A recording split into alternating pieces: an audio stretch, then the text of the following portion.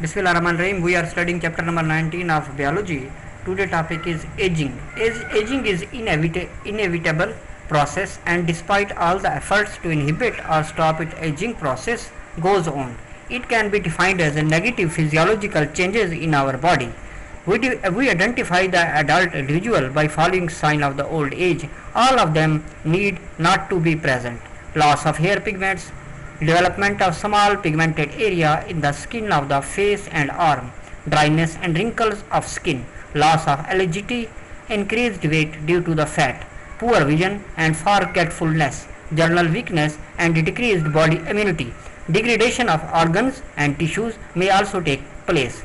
In joints, arthritis arises from the degeneration of cartilage, degeneration and disappearance of elastic tissue in the tunica media of the blood vessels results in the arteriosclerosis, blood clotting in the coronary arteries.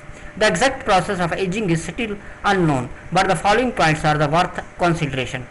First, the cells of the tissues have only a definite number of mitotic divisions, and hence the cells may have reached their finite number by the time tissues or organ is fully grown. For example, in the case of nervous system, the mental activity and memory deteriorate and there are fewer nerve cells in the old age.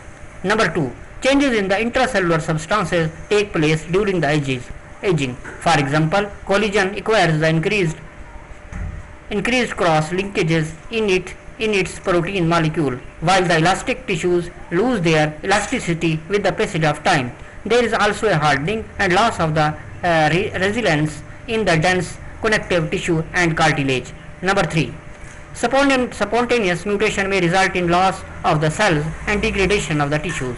The process of the aging can be slowed down by the better nutrition and improved living conditions. For example, regular meals, regular exercise, adequate sleep, absentees from the smoking and maintaining ideal weight can be prolong life by an average of 11 years. Today there is great interest in the gerontology, the study of aging. The number of older individuals are expected to rise in the next half century. The number of the people over age 75 will rise from the present 8 million to 14.5 million, and the number over the 80 years will rise from the 5 million to the 12 millions.